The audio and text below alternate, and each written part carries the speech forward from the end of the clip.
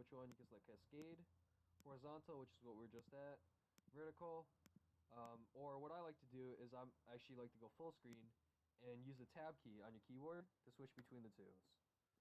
So ZXW tool has some features built in. Searching, compared to PDF schematics, for example, if I had an iPhone 6 with no backlight, right? So I'd probably go to the LCD connector, LCM, try to, search through this. Well, I know where it is, so I'm not gonna bore you with searching. And you're gonna see LCD, board to board, backlight right here. And you're gonna go ahead and zoom in on this.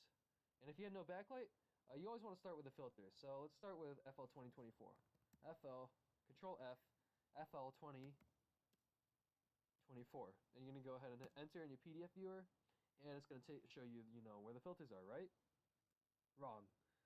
iPhone 6, at least mine at least, this is doesn't have a searchable board view, and this is where things like ZXW really come in handy. So if I was to use the conventional PDF schematic to try to find the backlight filter, right? My top part of my board is even cut off here, so that's no good. Up here in the top bar, go ahead and click it, type in FL 2024, and just hit enter. And look at that, success find FL 2024. And so now, if I want to get a closer look, I can either use these zoom buttons here, or on my keyboard, the shortcut is Control-Z to zoom in, and Control-X to zoom out. So let's go ahead and zoom in on FL 2024.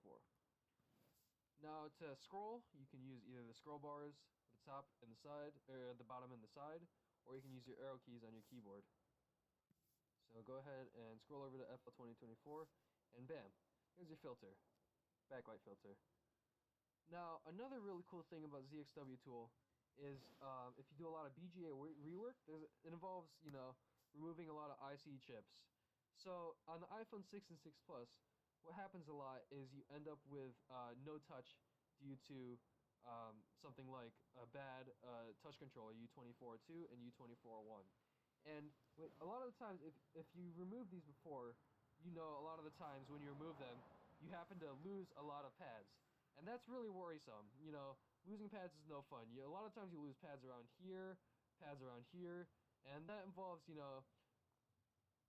going down, seeing exactly where A1 is, counting up or counting over 1, 2, 3, 4, 5, up 2, 3, 4, 5, 6, 7, finding out that's E7 or something like that, going over to the schematic, searching U2401,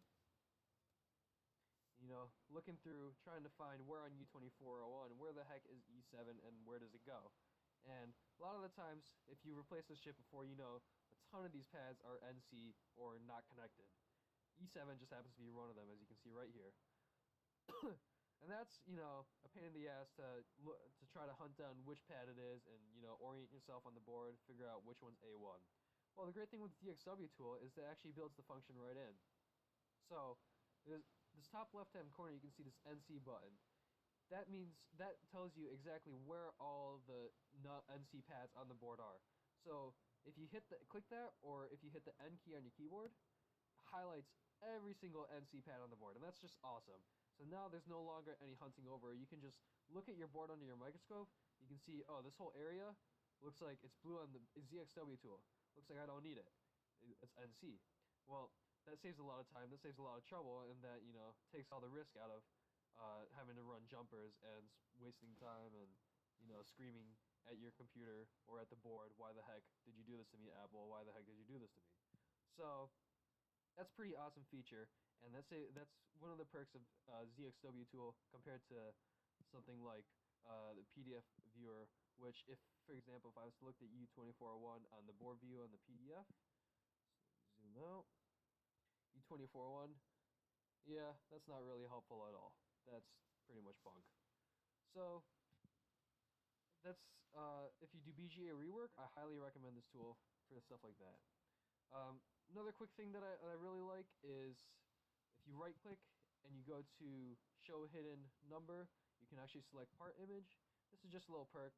It shows you what all the chips looks like. So there's your backlight driver there, your front camera connector, LCD connector, processor, stuff like that. That's pretty cool. And, that comes in handy sometimes. There's just fun perks.